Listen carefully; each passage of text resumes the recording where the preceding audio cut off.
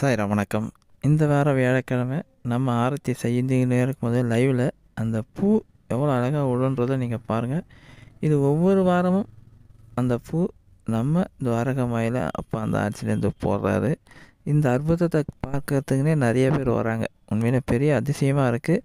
அந்த அதிசயத்தை நீங்களும் இப்போ பாருங்கள் சாய்ராம். இந்த லைவ்லேயே நடந்தது இது. அதுதான் பெரிய விஷயம். நேரடியாக பார்க்காதவங்களுக்காக இந்த